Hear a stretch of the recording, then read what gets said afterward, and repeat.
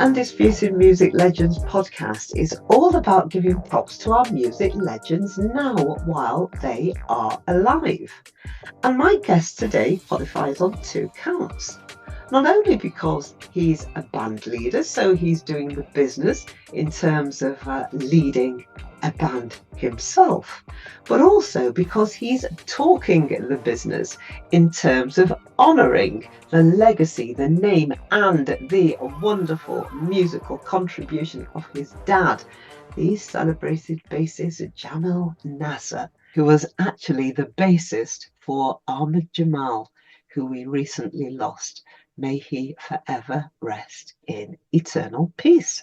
So, what are we doing? We are actually going stateside and shining the spotlight on none other than the son of Jamil Nasser, who is Muneer Nasser.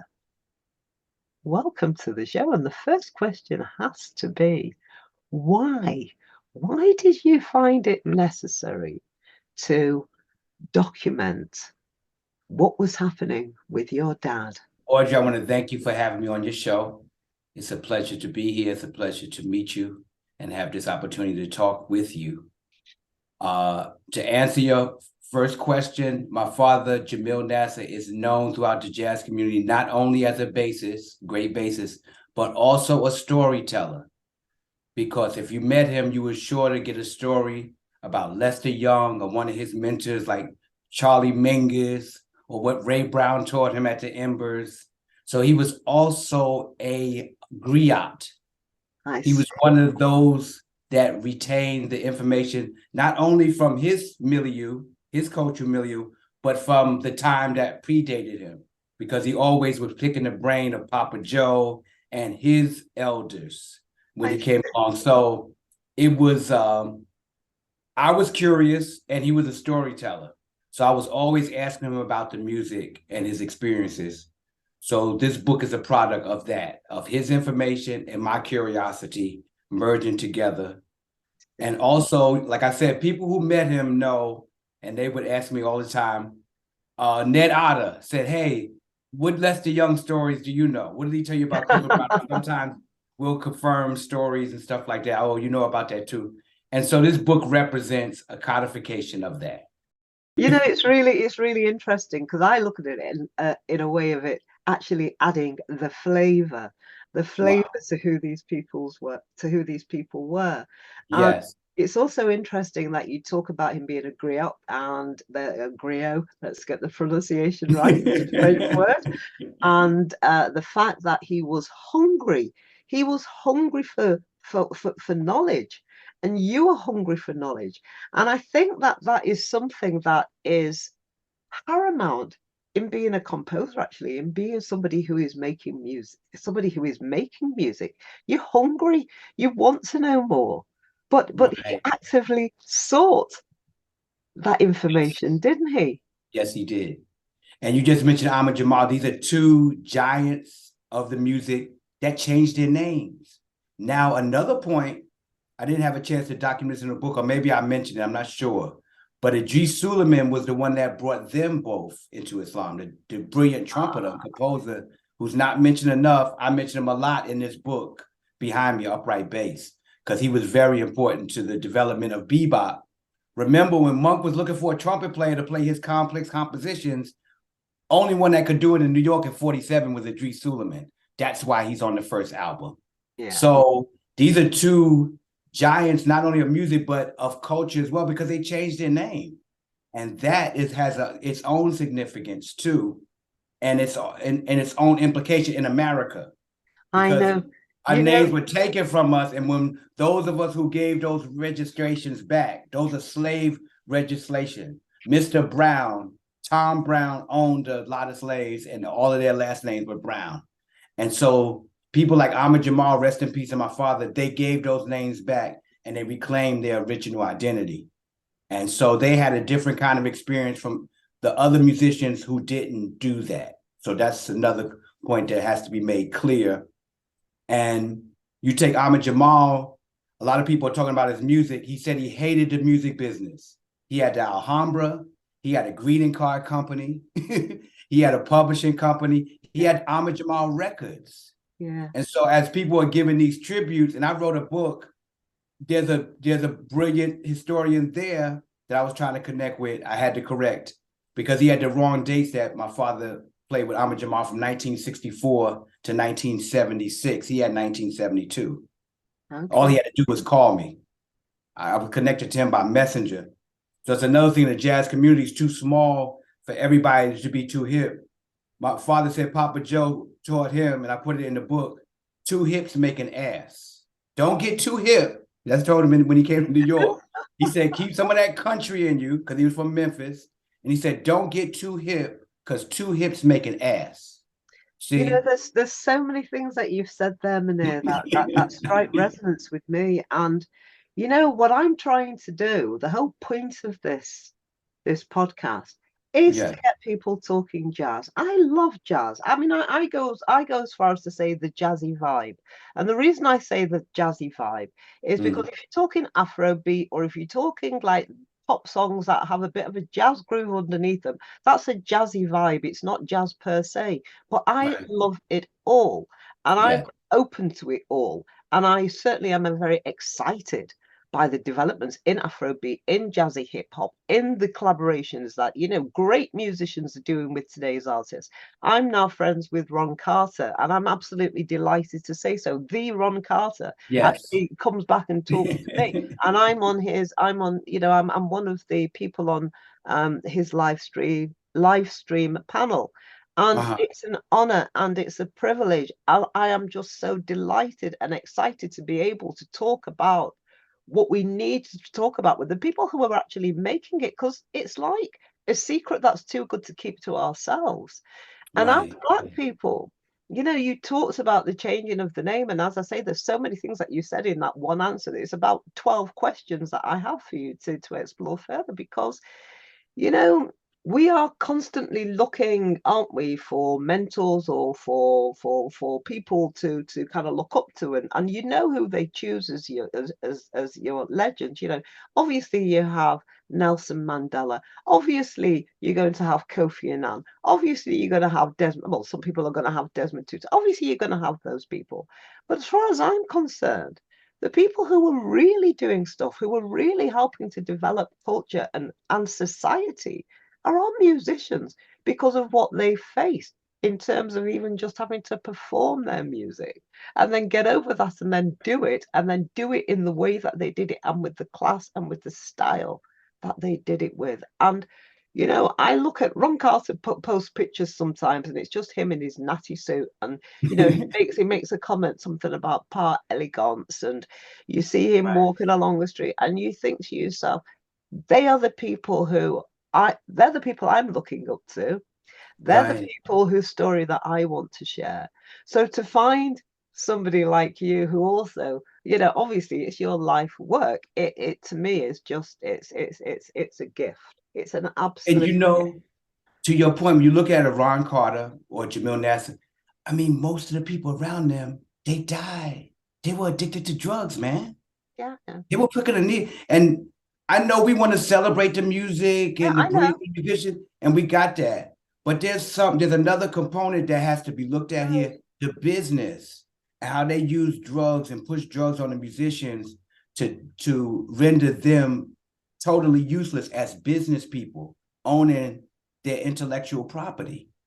You know, they gave away their publishing, and it took somebody like Gigi Grace, Bashir Qasim, another Muslim, that was pushed out of business for telling the people, don't give 50% of your intellectual property away to the record company.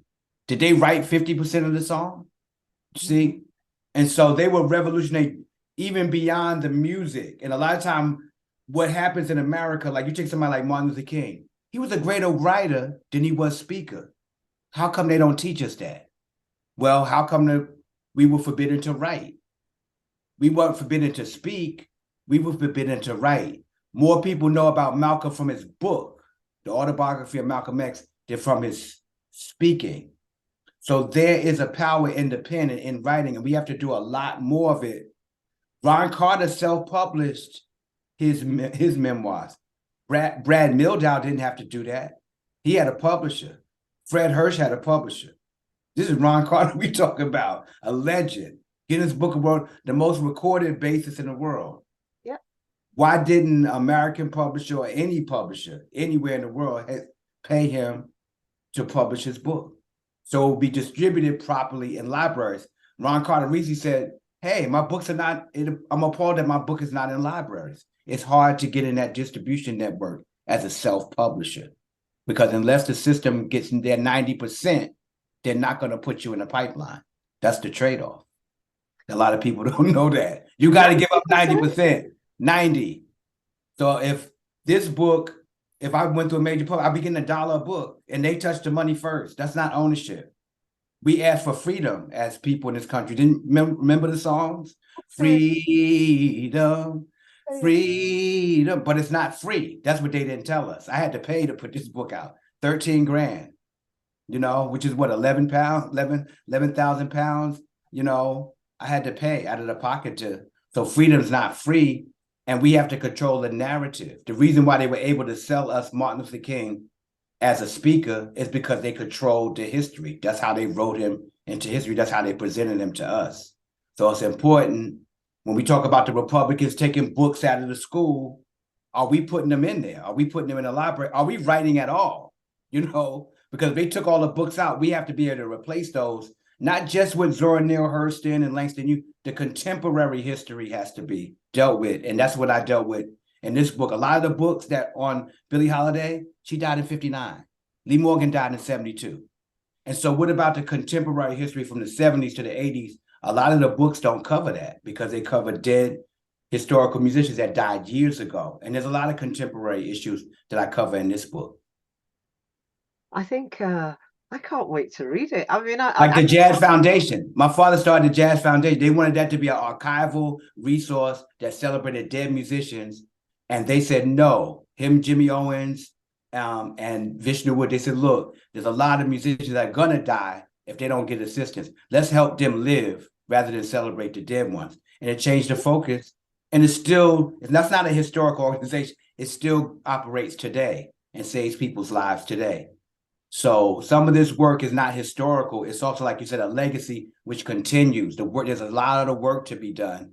That's why we have to not celebrate history, but analyze it, because in analyzing history, we say, wait a minute, they didn't do this. They didn't own their publishing. They didn't own their masters. Who owns jazz? Oh, the music is beautiful.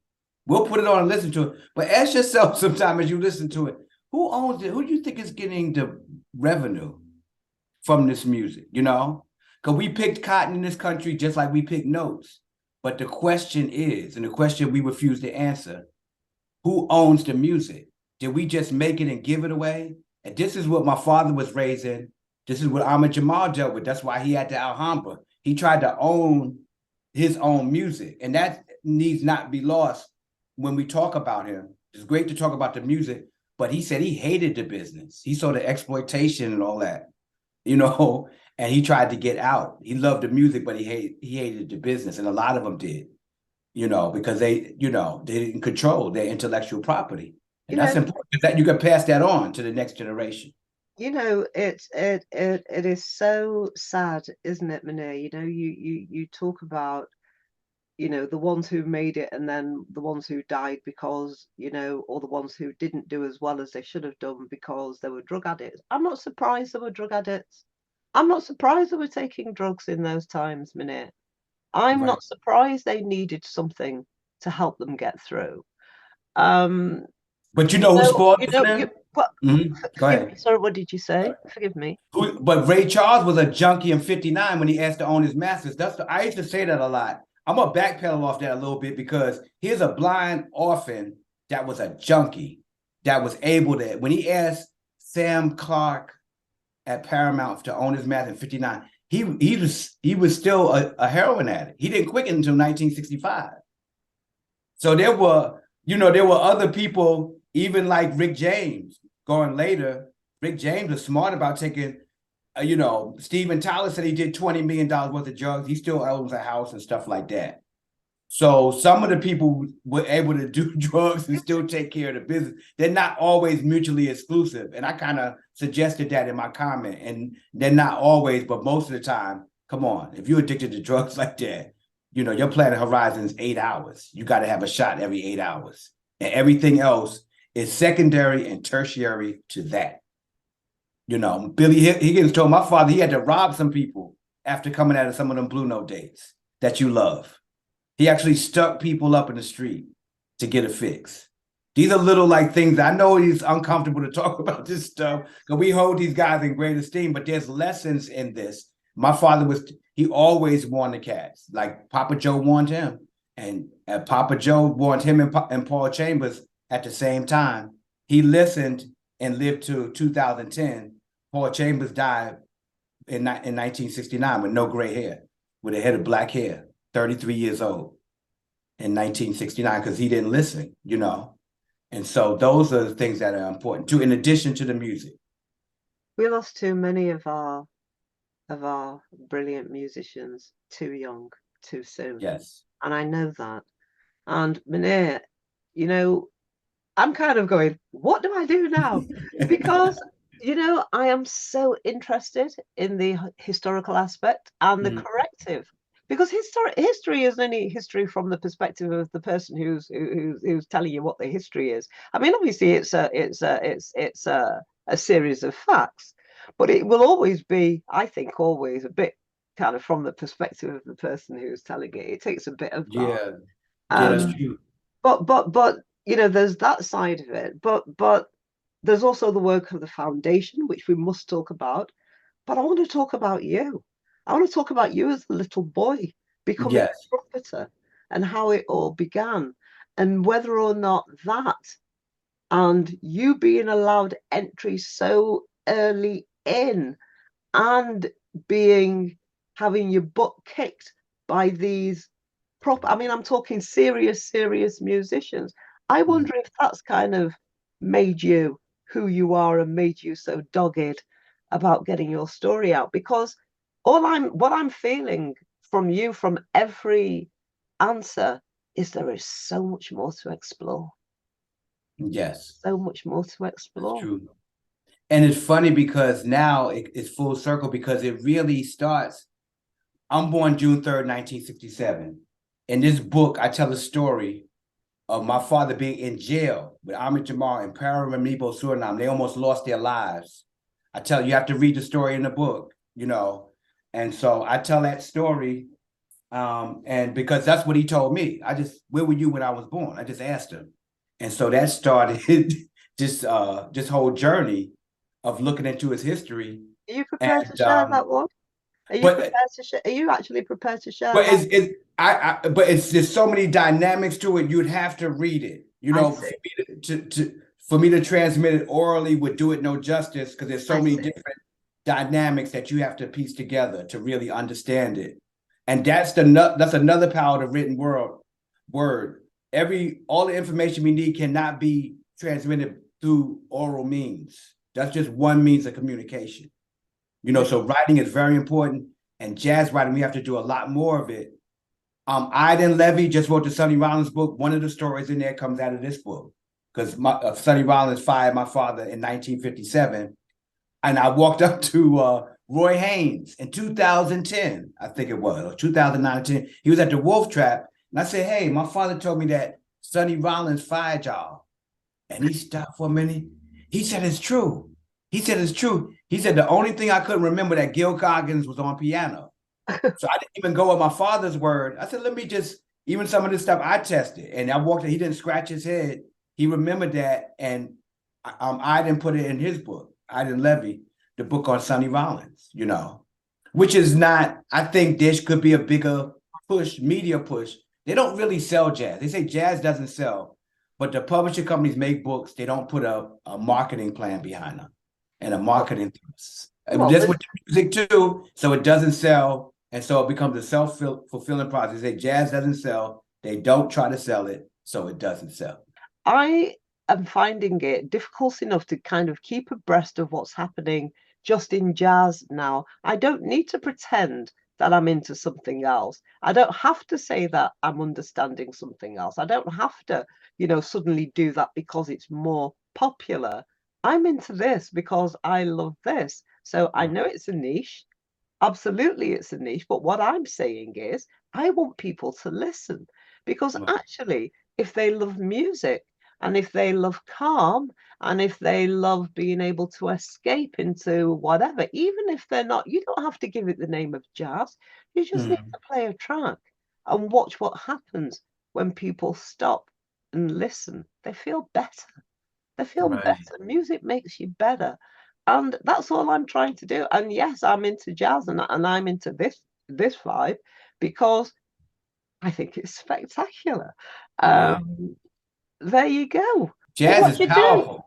But what do you do when you're told, oh, it's a niche and nobody's interested? It's like me saying to you, why are you leading a quintet playing jazz when nobody's interested in jazz? It's not true.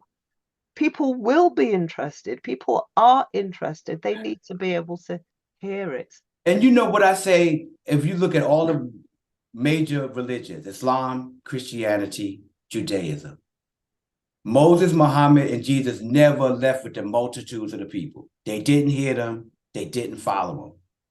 I think this is a sacred music, and I don't know if everybody's going to get it. Just like, the masses, they have music that's prescribed for them, and then they have spiritual music.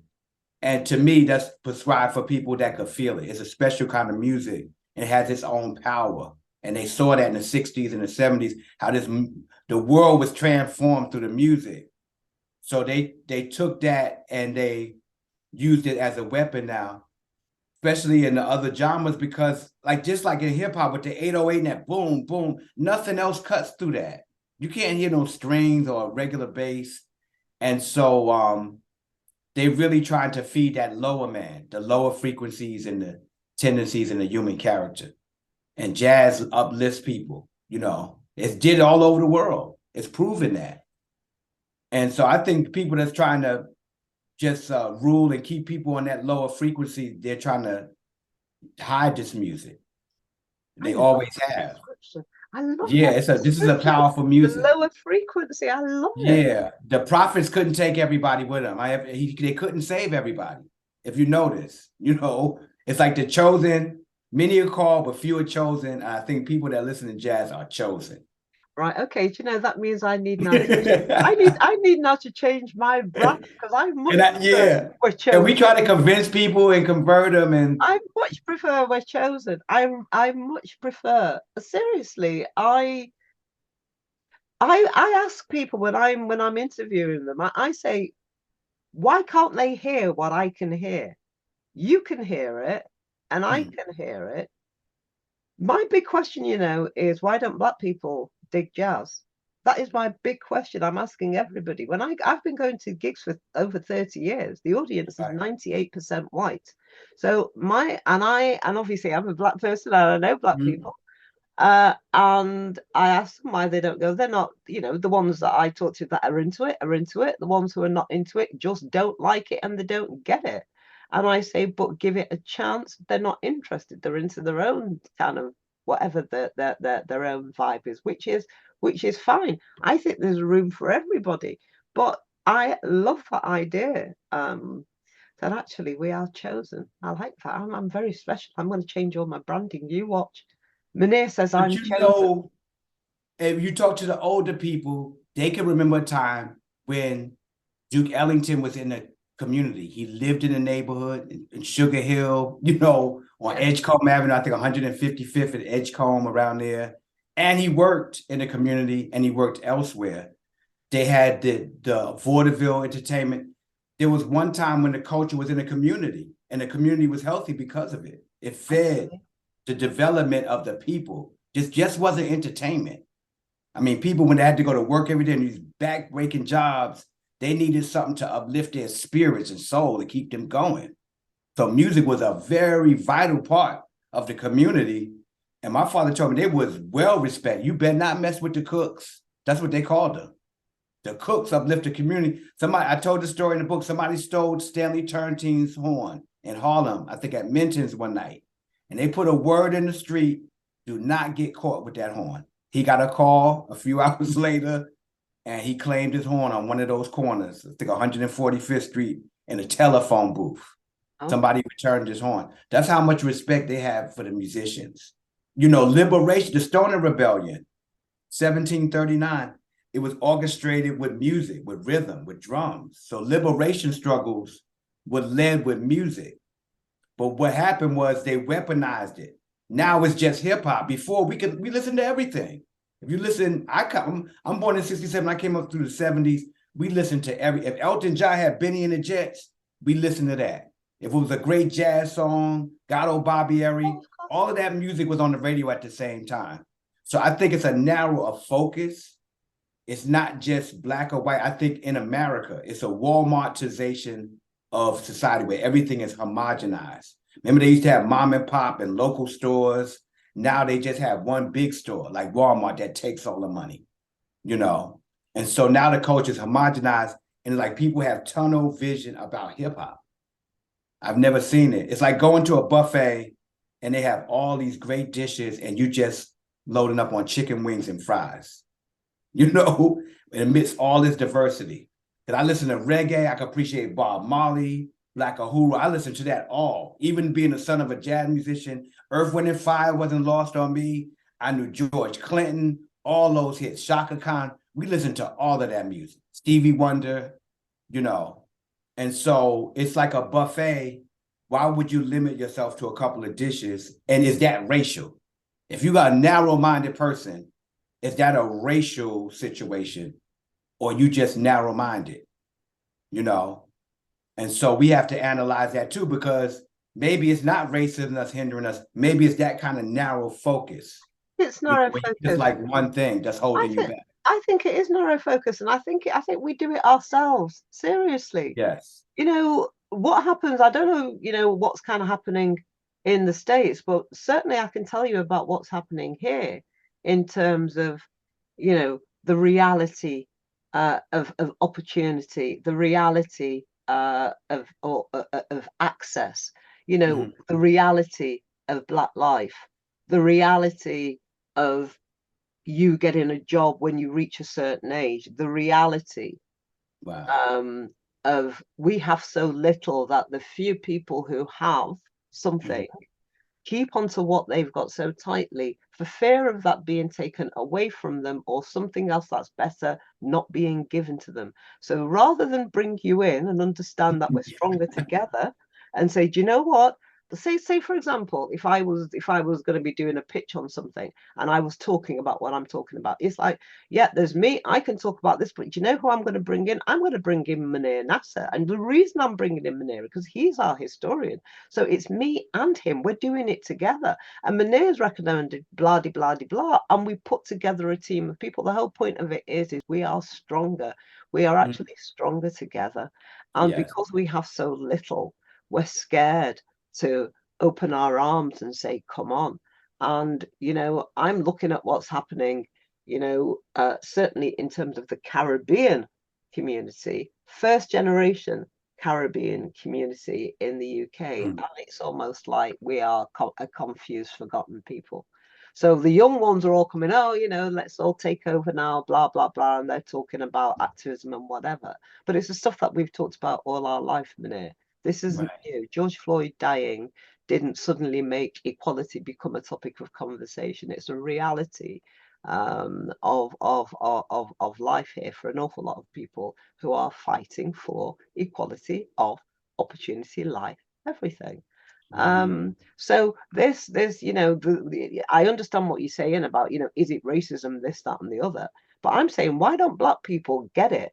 That these people who were making this music, who made this music, who have had such a massive influence on society, there's 3% of people like Black people actually affecting 99% or 98% of culture. How is that possible?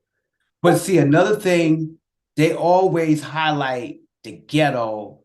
The African Americans are locked in these ghettos as if they're the only. So me writing a book, graduating from Howard, raising 3 children, 2 of whom are college graduates, 1 on the way, but that doesn't count. Nobody wants to know about that. How many people did you kill last night? Now, if I would have shot them dead in here last night, it'll make news all over the world. But lifting them up and developing them means nothing. See what I'm saying? Yes, So we have to deal with that too. That's why we need media podcasts like yours. We have to write books. We have to get the word out to educate people, you know? And so part of this is our responsibility. We don't know about jazz because our parents don't play it for us. You know what I'm saying? A lot of us had older uncle, hey, sit down and listen to this. Somebody pulled our coat. Somebody say, I know you listen to it, just try it. Just try this dish for me, you know, eat this. You know, it's so wide. It's like... So it was a process of educating, that took place not just from your parents, maybe it was somebody in the neighborhood. I have no father in the house. So what? There was fathers everywhere. It takes a village, right? That's what they were saying, right? Remember that? What the hell happened to that? That didn't go nowhere. Sometimes your father's dead. Sometimes he's in the house, he's not there. Sometimes your mother's a drunk and somebody takes you in and they become your mentor. But they feed us all this stuff like, well, if you don't have a father in the house. Well, my father left when I was 7. So how do you explain me? You know what I'm saying? And so there are many others, but they never show us. They just show you, oh, this guy's father left and he left and his family broke down. The mother. That's the kind of model they want. And that's what they projected around the world. They show it in England. They show it in Africa. The broken down ghetto Black in America. And this is the key to the message, though. They all like that. Let me save you the research. That's the profile of them all. Now, my father was sitting in New York to answer even in London. The musicians got to put on their own stuff. The people there are not going to come and deliver you. They'll pick and choose a few people. And like you said, they're going to jealously guard their little place at the master's table. You're not getting in. They can't open a side door to the house, for you. That's not allowed. They let them in, a few, the quota, and that's it. They can't let you in. So you have to do what you're doing now. We don't need them. We just need the people that are with us. The other ones we're not going to worry about. We can't save everybody. It's already if they don't come. It's not for them. You just enjoy it. Let us just enjoy it. We'll try to share it where we can. If you're not feeling it, just go where you want to go, and we'll just rally around this beautiful music as we have been doing. That's why it hasn't gone anywhere. So I think that we should put more energy in connecting with one another. Forget those people. They're never going to hear it. Okay. It's not for them. We accept that, but we have to do a lot more educating people and letting them know about this music too. Right. Like you're doing, with the internet. We got the internet now. So these gatekeepers don't get to control everything like before, We're doing this. Now you could put broadcasters around the world in the next couple of hours. We couldn't do that in 1974. Absolutely not. In 1984. So now we have to use this. So instead of worrying about everybody else, we're going to deal with like the people that need this information and need the lessons, because music's about life. You got a pulse. You got a heartbeat. Sure. This is not something that's outside of you. The first thing, if you fall out in the street, they're going to check your rhythm, because if your rhythm is not there, you won't be there. So this whole thing of not relating anything with a beat, you should be able to relate to, because it's a heartbeat and a breath beat that's keeping you alive. So music is never outside of you. You're only alive because of a beat and a pulse. It's called your heart. When that music stops, then you stop. I always say it's about the way it makes you feel. It's a conversation. As far as I'm concerned, it's a conversation. You've done your bit, so you've done your the composing, if you like, and laying it down. So you play, it's a record. This is a track. But what happens is, the interesting thing is what happens when it hits my ears, and what it means to me and how it's received inside of here. And when you're talking about things being a beat and being a pulse, and this is what I say all the time. This is what I talk about in terms of jazz, in terms of all music of Black origin. In actual fact, I say it's coming from the heart and it's coming from the soul. This isn't something that is made up. This isn't something, oh, let me sound like this. Right. This is an actualization. This is an actualization of what is going on I'm too low on my screen. What is going on inside, deep down here in the belly, in the pit of your belly, coming all the way up, and then coming out. It starts here, it goes down, it comes up. It's from here. I'm talking to you about it now, and my tummy is tightening. The way that my tummy tightens when we talk about racism, it's the same thing that we as Black people, it is something Man, this music it's has made me physical. cry. It's physical. This music has made me break down. And you can't explain it. You don't know why. You talk about a Holy Ghost, that feel they talk about in the church almost. This music will overtake you. It has a power like that. And those of us who experience it know it, and it never lets go, And it keeps on, it's a gift that keeps on giving. It'll lift you up, you know what I'm saying?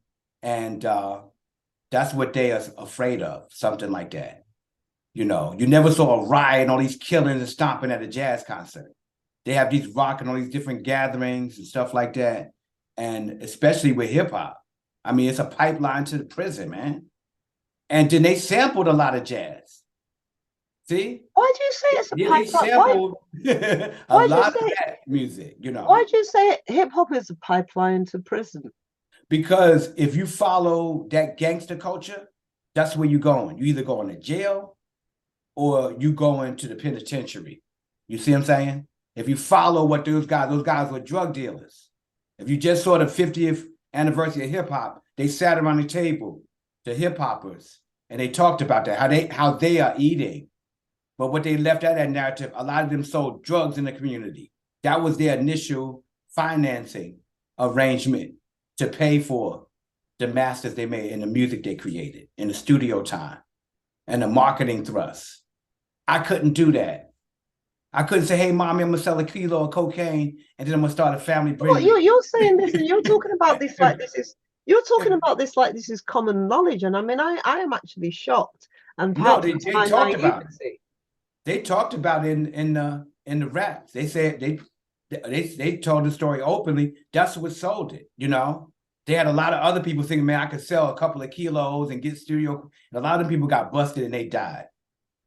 Very few of them made it through. But those people were they were heroes. They look up to Jay-Z and DM. They look up to these guys, man. The kids do. And they're influenced by that. But then against the backdrop of that, they started making these video games, black ops, where they're killing people and blowing people's head off. And they wonder why the kids are walking around in real life doing this now. They grew up on that. They grew up playing with that when they were 10 and 11, right in your living room. Black ops, go look at them games up in the room now. And you see why they're killing out there. Like it's a big mystery. It's just a mystery because you're not paying attention. You let them play with death. Now they're out in the streets killing.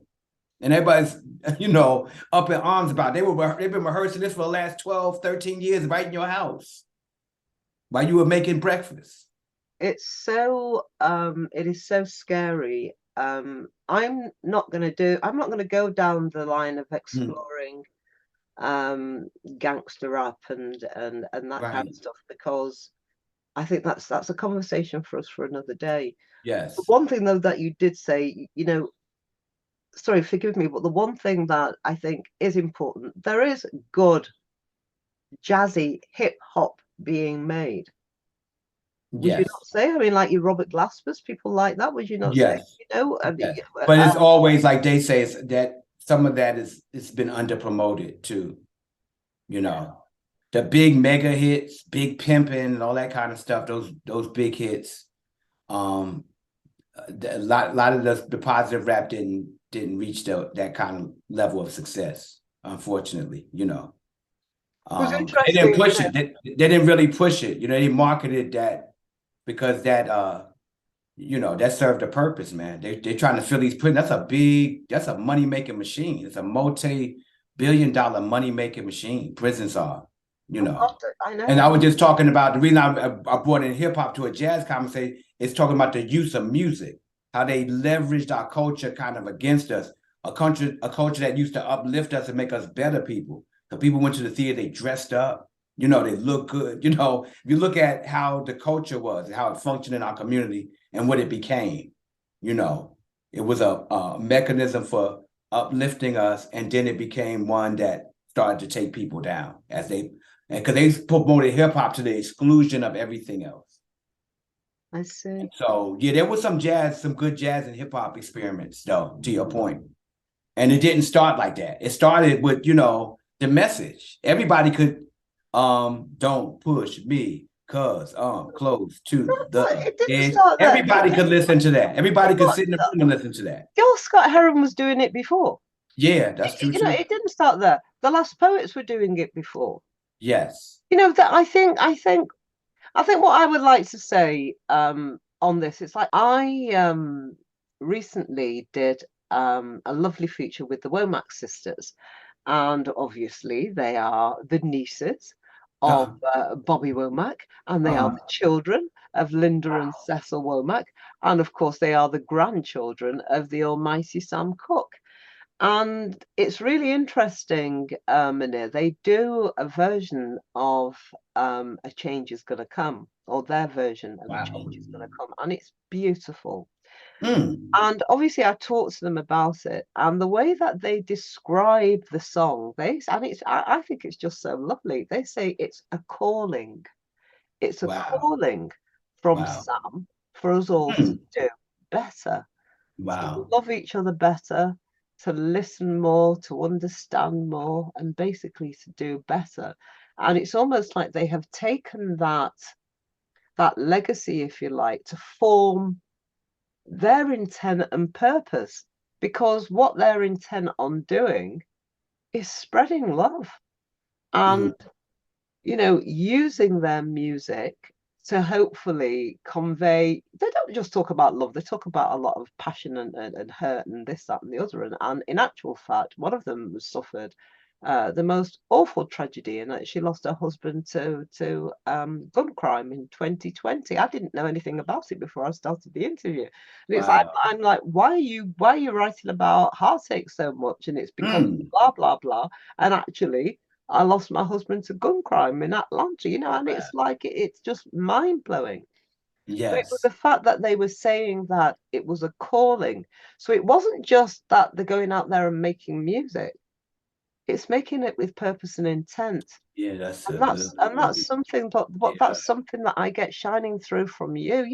I don't know what to ask you next, Minute. It's like you have such a command of so many things that are going on. Tell me about the importance of the foundation in respect, and obviously in respect to your father, but in terms of the work that you're doing now. Well, Foundation helped me actually finance the book launch in New York City at St. Peter's Church in 2018, November 2018. They've been very instrumental in getting musicians medical assistance in particular. If you could imagine just having just a basic, medical emergency or illness and you can't get treatment. And a lot of them were in that situation. My father wasn't because he was a veteran. So he always could go to the VA hospital. But a lot of his colleagues, if they had a rotten tooth, they couldn't afford to get it extracted or dental care. And so they were looking around. They kept having fundraisers for musicians. They would die and not have burial insurance. I've seen it, I went to several of those myself.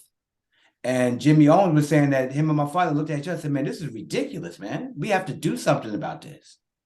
And when they started the Jazz Foundation in 89, they just wanted to basically, because Herb Stauffer was an archivist, they were going to steer it towards jazz archivism and preservation. They said, no, how about preserving the lives of jazz artists? And then Dr.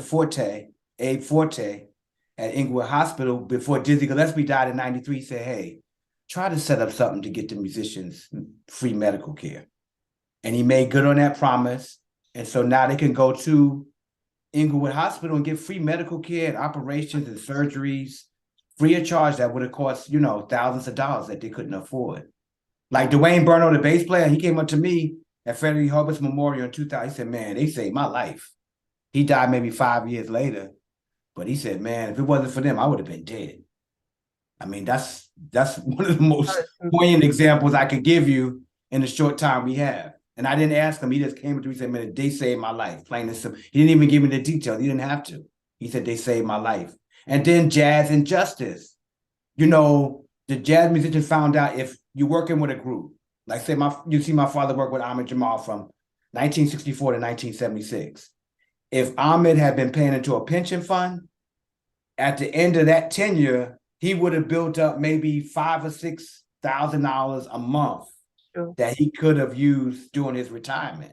But they didn't know about that. But even now, see, the clubs pay a matching amount, to the band leader, and it goes into a fund. And so even to this day, they won't do it. According to Jimmy Owens, no club is in compliance. They're not paying into the jazz fund, the pension fund. So they can have some money when they retire, when you can't play. I mean, look at Dave Valentine. When I was coming up, you couldn't listen to the radio without hearing David Valentine. He started out with the Fania All-Stars, like in 1970, 71. When they showed the We Free Kings and the documentary on the Foreman Ali fight, he's on a plane playing flute with James Brown and all them. You ever see that film? When they find his, I absolutely. He's playing the flute on there. I didn't know. He was rolling in them circles. And he had a stroke, and he couldn't get his manager on the phone. As long as you're useful and can play, you the man or you the woman. But you fall on hard times or your health fails, they cast you to the side. That's what they did to him. He went to the foundation, they did what he could. He died shortly thereafter. I don't think he lasted 2 years after that. Probably the heartbreak killed him more than the stroke. So those are two of the initiatives. My father met with John Gensel in a snowstorm in 1983 to try to get him to, because he was the president of the Musicians Union, trying to press him into the service to help the jazz musicians, because they helped the classical and the pit musicians. They were able to go to credit union and finance cars and, a lot of other stuff. And the jazz musician couldn't extract any benefits. He would pay his dues, but couldn't extract any other benefits out of the union. So he was active in that as well. And that work continues. Do you think that your father got his just dues in terms of respect and recognition? No. And I realized that, because I heard them play and I heard the level they were on. And at the same time, in this house, I have the downbeat from 1980 that we got off the newsstand in New York City when Miles Davis was just talking about coming back to playing again. He hadn't even made his first album. So we would read the magazines. He was never in them. Ahmad Jamal wasn't either. A lot of those guys that we were seeing, they weren't in the magazines. They weren't on TV. We saw they were musicians on TV, but they weren't. Now you see these places, they were on foreign TV and in France, and I'm seeing all these different films. They filmed the music and recorded it overseas, but here you didn't really see those guys. You didn't see them articles written about them. And even my father's death was not recorded and noted by the major periodicals, And so that's something that we noticed. That's why we did this. Okay, they wrote a magazine. They don't want to notice passing. They can't erase that history. It's there. The albums with Coltrane, the album with Gene Ammons, all the albums with Ahmad Jamal, the album with Randy Weston, with Al Haig. Even in England, he was right at Ronnie Scott's. Right here is a picture. The last picture in this book is a picture of Ernest Wrangling, Monty Alexander, and Jamil Nasser at Ronnie Scott's, April 1981. What happened in England in 1981? The Brixton riots. They saw the police mobilizing before it happened. I tell the story in the book. So plus he worked in England with Al Haig. He did a K Boyd's album on Spotlight. He did his only album that was released with his name as a leader, as a co-leader with Al Haig, Expressly Ellington. That was issued on Spotlight Records. So his history intersects with the history in London. He did a tour there with Monty Alexander. I was down at the premises in Hackney. I met him. It's moved. It's moved, but people remember him rehearsing there for the tour with Monty Alexander. Dennis Rollins was a trombone player on it. And so that's exciting. Then my history with those guys, I know Garrett Crosby. I played with Alan Weeks. These are my cats. Trevor, Watkins, Tony Coffey. Yeah. These are like my cats. When I go to England, it's like they like family. So when I go to England, I'm home. I got 3 homes: New York, the Washington, D.C. area, and England. And I wanted to go to Handsworth, because Handsworth Revolution by Steel Pulse is one of my favorite albums. And we played that Band on the Wall in 95. And I wanted to go to Handsworth. and they said we don't have enough. That did break my heart because that's one of my favorite albums, period. Jazz or anything. Handsworth Revolution by Steel Pulse is one of the greatest reggae albums ever made to this day. One of the best albums ever made. One of the best albums ever made. We don't even need to categorize. I agree with you. I think it's superb. But that shows you, like, to your point, I'm not just in jazz. I was never like that. I never got people that was just, and you could go down these streets all day. Only thing coming out of people's cars is hip hop. It's not even R&B no more. There was a time when you had R&B, you had smooth jazz. It seems like all of that is gone now. And when you turn on the radio, it's just hip hop. And I'm sorry, as good as hip hop is, it can't carry the full spectrum of our culture. This is, and I mean, I do say George Floyd, and the reason why I say George Floyd, it's not because we witnessed him murder, but it's because it marks the time, because it made everybody kind of stand back and say, this isn't good enough, and we're gonna, enough is enough. Obviously, that was the cry, and we're gonna try and redress, and we're gonna try and redress the imbalance. And so there's all this big push around, diversity, equity, and inclusion. But the reality of what's happening is also questionable. We are grateful, as I say, for any extra Black people and brown people doing anything, but actually we need to look at what they've been asked to do. And when you're talking about when you're looking down the road and all you can hear is hip hop and nothing else, yes, I kind of feel what's happening is there is this idea being put across of who and what we are as young trendy Black people. We're cool, we're hip, we're using jive talk, we've got all our mates with that, everything's funny. But it's like, as far as I'm concerned, where's the grown-ups conversation? We need that, but we actually need the grown-up conversation, because there's serious conversations to be had. Every single thing that you have talked about, seriously, I've made notes here on things that I wanted to ask you questions about. And every single one would be a long subject, okay? So we're talking about preserving the life of jazz musicians. That in itself, I think, is beautiful, deserves further exploration. Free medical care, obviously, what's happening to them? What's happening now? What's the reality on the street now? I want to know, are people still having to use this? Do people still use it? It sounds like yes. Then you talked about Roy Hargrove, obviously, again, may he rest in peace. He did a wonderful, jazzy hip hop collaboration thing. And check out his track called Poetry, and that's with Erykah Badu and Q-Tip. To me, that is it's outstanding. So that's one that I play, because again, it tells you a story of what it is. And even Roy, and I talked to his documentarian about this.